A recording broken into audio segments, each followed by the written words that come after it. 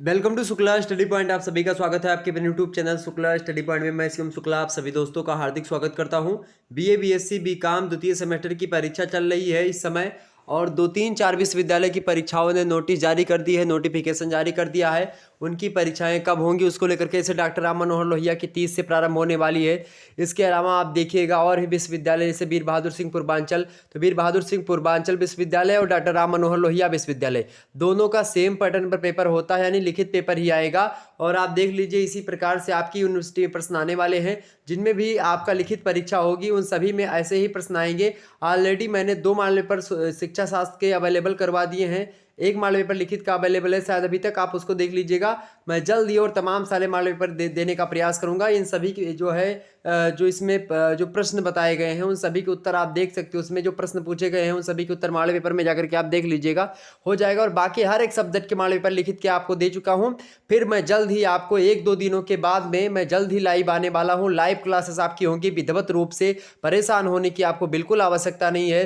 बस 3-4 दिनों से मैं 4-5 दिन हो चुके हैं, मैं बहुत ज़्यादा बिजी था और इसलिए जो है मैं अपने स्थान पर हूँ नहीं। मैं थोड़ा सा एक्चुअली मैं घर चला आया था, तो इसलिए आपकी क्लासेस लाइव हो नहीं पा रही, तो उसके लिए बहुत बहुत माफ़ी चाहेंगे। और जल्द ही हम आपके समक्ष लाइव मिलेंगे और विधिवत तरीके से आपको पढ़ाने का प्रयास करेंगे। चलिए प्रारंभ करते हैं। एजुकेशन का पेपर हुआ जननायक चंद्रशेखर बलिया विश्वविद्यालय का, लिखित टाइप की परीक्षा वहाँ पे हो रही है। ओके, यहाँ पर देखिएगा पेपर है एजुकेशन का, यानी कि शिक्षा शास्त्र का। एजुकेशन माने शिक्षा शास्त्र, development and challenges of Indian education system. Okay, Indian education system यहाँ से लेकर के मैंने आपको विस्तार से बताया था, यही सिलेबस सभी यूनिवर्सिटी क्या है। आप देखिए जो भी यूनिवर्सिटी है सेमेस्टर टाइप की परीक्षाएं हो रही हैं उनमें सब में यही मतलब कि यही सिलेबस है, सेम सिलेबस पर है। 3 घंटे परीक्षा देनी थी, पूर्णांक 75 का था, 25 नंबर जो है स्कूल की तरफ से आपका। देखिए नोट, कुल 5 प्रश्न के उत्तर दीजिए। प्रथम प्रश्न अनिवार्य है, प्रत्येक इकाई से 1 प्रश्न का उत्तर देना है, प्रत्येक प्रश्न के अंक दाहिनी ओर अंकित हैं। लघु उत्तरीय प्रश्नों के उत्तर की अधिकतम शब्द सीमा 200 शब्द तथा दीर्घ उत्तरीय प्रश्नों के उत्तर की अधिकतम सीमा 500 शब्द है। इन सभी बातों का मेंशन किया गया है। अंग्रेजी में वही बात लिखी हुई है। Answer 5 question in all, question number 1 is compulsory, answer 1 of the form each unit, marks allotted to each question are indicated in the right hand margin. The answer to short answer type questions should not exceed 200 words and the answer to long answer type questions should not exceed 500 words. ये देखिए आपके समक्ष आ चुका है पहला प्रश्न। पहला प्रश्न जो है आपके समक्ष है 3.5 नंबर का है। 10 क्वेश्चन इस प्रकार से करने पड़ेंगे, 35 नंबर आपको यहाँ से मिलेंगे। देखिए सभी प्रश्नों के उत्तर देने हैं आपको। पहले प्रश्न के, पहले प्रश्न में आपको 10 प्रश्न आपको मिलेंगे ABCD करके, इस प्रकार से आप देख लीजिए। आइए हम चर्चा करते हैं कौन कौन से प्रश्न। इन सभी चीज़ों के बारे में ऑलरेडी हमने मॉडल पेपर में चर्चा कर लिया है, इन सभी के उत्तर को बता दें तो इस प्रकार से आपका मॉडल पेपर सॉल्व भी हो जाएगा अगर आप मॉडल पेपर को हमारे देख लेंगे। ओके, प्रश्न के पहला पूछा गया था कि वैदिक कालीन शिक्षा की विशेषताएं बताइए। वैदिक कालीन शिक्षा की विशेषताएं, बौद्ध कालीन शिक्षा की विशेषताएं, मुगल कालीन शिक्षा की विशेषताएं, उत्तर वैदिक काल की शिक्षा की विशेषताएं। इसके अलावा आप और जब आएंगे जैसे आधुनिक काल की शिक्षा की विशेषताएं, उसमें आप कोठारी आयोग हो गया, इसी प्रकार से तमाम सारे मुदालियर आयोग हो गया। और जो है उन्होंने क्या कहा, मतलब तमाम प्रकार की विचारधाराओं को लेकर के मैंने सारी चीज़ों को समझाया था। माध्यमिक शिक्षा, प्राथमिक शिक्षा, पूर्व प्राथमिक शिक्षा, हायर एजुकेशन यानी कि उच्चतम शिक्षा, सभी के बारे में बताया। आप देख सकते हो पॉइंट आउट क्वालिटीज ऑफ वैदिक एजुकेशन मैंने बताया है ऑलरेडी। पहला प्रश्न हो जाता है आपका। दूसरा प्रश्न देखिए, वर्तमान शिक्षा व्यवस्था की विशेषताएं इंगित कीजिए, मोस्ट इंपोर्टेंट, इसके बारे में भी मैंने बताया। Point out the qualities of present education system, यानी कि जो न्यू एजुकेशन पॉलिसी आई उसके बारे में आपसे पूछ रहा खास करके, इसके बारे में मैंने बताया। 2020 में जो न्यू एजुकेशन पॉलिसी आई है उसी के तहत आप देख सकते हो सारी चीज़ें, इसके बारे में मैंने बताया है और आप यहाँ पर इसको भी लिख सकते हो। उसके अलावा देखिए तीसरा प्रश्न है, मध्यकालीन शिक्षा व्यवस्था की कमियों की चर्चा कीजिए। हमने कमियों को बताया था, बौद्धकालीन शिक्षा की कमियों के बारे में, इसकी कमियों के बारे में आपको मेंशन कर दिया था बीच बीच में, आप देख सकते हो उसको। इसके अलावा देखिए, discuss the demerit of education system in medieval period. Okay, तो इन सभी प्रश्नों को आप एक बार अगर आप लोगों ने नहीं पढ़ा तो मॉडल पेपर देख लीजिएगा। बाकी अगर एक आध क्वेश्चन अगर मॉडल पेपर में आपको नहीं मिल पा रहे हैं एग्जैक्ट, तो आप जो है उसके लिए वेट करेंगे। मैं जल्द ही मॉडल पेपर और लाऊंगा और 3-4 मॉडल पेपर के माध्यम से लास्ट 5 दिनों की तैयारी आपकी विधिवत तरीके से करवाऊंगा।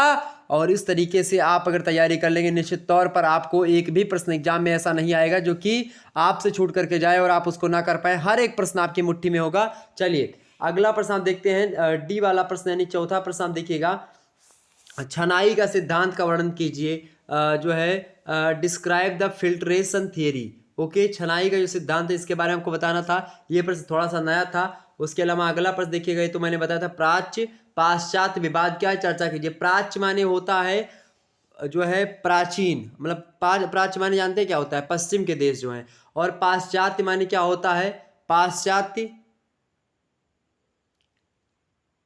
प्राच्य और पाश्चात्य, पाश्चात्य शिक्षा एक, इसके दोनों का मतलब अगर संयुक्त रूप से अगर मैं बताना चाहूँ तो आप देखिएगा इसका मतलब होता है, आप देखिएगा जो है जो एक प्रकार से एक प्राचीन शिक्षा रही अपनी, और एक शिक्षा रही कैसी शिक्षा, एक शिक्षा रही मेरे पास तो पाश्चात्य शिक्षा। अच्छा, पाश्चात्य शिक्षा खास करके अगर मैं बताऊं, पाश्चात्य साहित्य या पाश्चात्य शिक्षा की, तो ये जो इंग्लैंड वगैरह में या फिर यूरोप में जो शिक्षा मिलती है इसको पाश्चात्य शिक्षा, और प्राच्य शिक्षा जो अपनी प्राचीन साहित्य है, प्राचीन शिक्षा वो होती है। एक क्लियर हो गई बातें, यानी जो वैदिक सिस्टम है, वैदिक प्राचीन साहित्य है, ये होता है प्राच्य, और पाश्चात्य होता है आपका जो ब्रिटेन, यानी कि ब्रिटेन, इंग्लैंड, जर्मनी, इस सभी देशों में, यानी कि यूरोप की कंट्रीज में जो शिक्षा होती है उसी को। ठीक है, नहीं आज का एजुकेशन या फिर इस प्रकार से देखेंगे तो प्राच्य पाश्चात्य विवाद क्या है, चर्चा कीजिए। दोनों में विवाद क्या रहा, इन सभी के बारे में मैंने बताया था। व्हाट इज द ओरिजिनल जो है ओरिएंटल एंड जो है ओसिडेंटल डिस्प्यूट डिस्कस। अगला प्रश्न, मुदालियर आयोग की मुख्य संस्तुतियों पर प्रकाश डालिए। जो है highlight the main recommendations of Mudaliar commission, इसके बारे में मैंने बताया था, ये भी प्रश्न आ गया। वही अगला प्रश्न देखिएगा, आपसे पूछा गया कि भारत की प्राथमिक शिक्षा की मुख्य विशेषताओं पर चर्चा कीजिए। इस प्रश्न के उत्तर को भी मैंने बताया था, आप लोगों को पता होगा, discuss the main characteristics of primary education of India.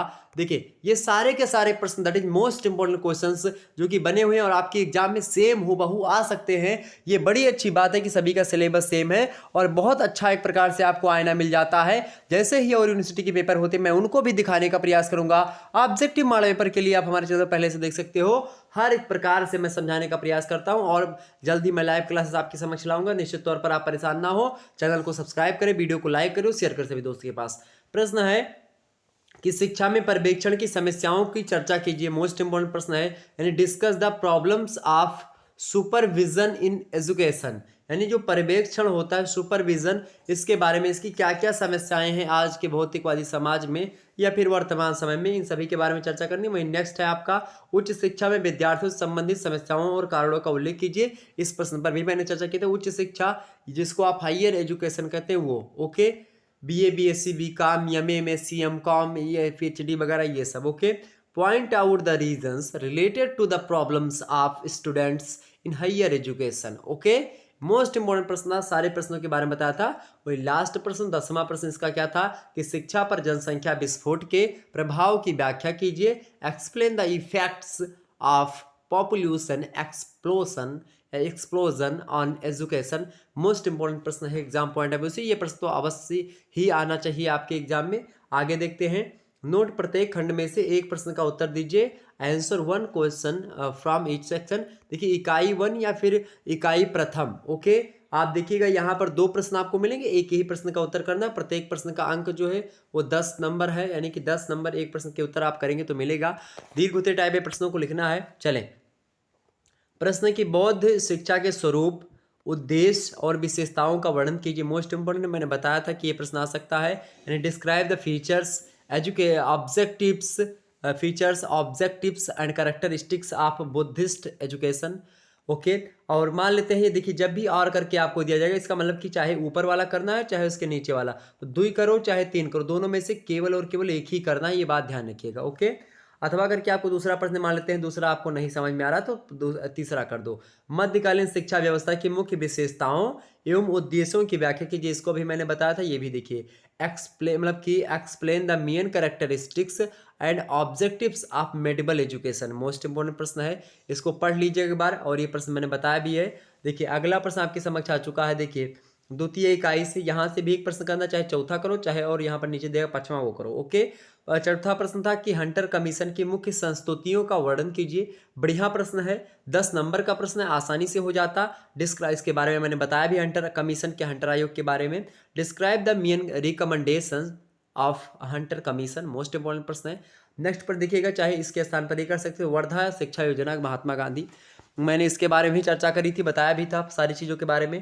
देखिए सबकी विशेषताओं के बारे में पूछेगा, मैंने उस वीडियो में बताया था वाले पेपर में कि सबकी विशेषताओं को पढ़ लीजिएगा, विशेषताओं से खास करके प्रश्न आते हैं। ठीक है, प्रश्न क्या था कि वर्धा शिक्षा योजना की मुख्य विशेषताएं लिखिए। मोस्ट इंपोर्टेंट प्रश्न था, write down the main characteristics of Wardha शिक्षा योजना। मोस्ट इंपोर्टेंट प्रश्न है, एग्जाम पॉइंट ऑफ व्यू से। अगला प्रश्न देखिएगा, इकाई 3 में जो प्रश्न आएंगे इनमें भी एक ही आपको करना है, 10 नंबर का प्रश्न है। ओके, देखिए प्रश्न है कि प्राथमिक शिक्षा हेतु राष्ट्रीय शिक्षा नीति 1986 यानी 1986 की संस्तुतियों का वर्णन कीजिए। यानी 1986 की जो शिक्षा नीति थी उसमें प्राथमिक शिक्षा के लिए किस प्रकार की व्यवस्था की गई थी, ये आपको बताना था। मान लेते हैं प्रश्न आपको नहीं जो है पता था, describe the recommendation of national education policy of national policy of education 1986 for primary education.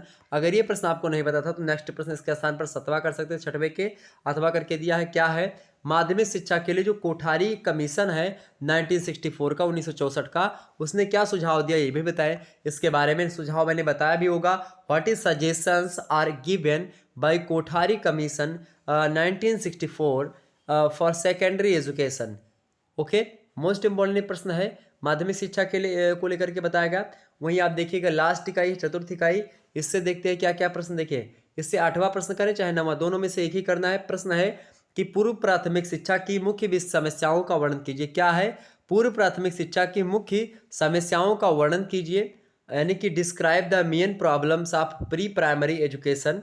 और यानी अथवा करके और प्रश्न आपको दिया गया है। प्रश्न क्या दिया गया है, प्रश्न दिया गया है कि बहुसंचार माध्यमों का विद्यार्थियों पर पड़ने वाले प्रभावों की समीक्षा कीजिए, यानी कि analyse the impact of multimedia on students. ये मोस्ट इंपॉर्टेंट प्रश्न है आपकी परीक्षा की दृष्टि से, तो आप ये भी देख लीजिएगा। ये प्रश्न सारे के सारे आप ऐसे देख देंगे, कोई भी प्रश्न आपका छूटता नहीं। अगर आप मॉडल पेपर देखे होते आसानी सारी चीज़ें हो जाती, तो एक बार मॉडल पेपर जाकर के अभी देख लीजिएगा। और अगर नहीं देख पा रहे मॉडल पेपर तो मैं और भी मॉडल पेपर दूंगा, प्लेलिस्ट में आपको सारी वीडियो मिल जाएगी, चैप्टर 1 मिल जाएगा, उसको जरूर पढ़ लीजिएगा।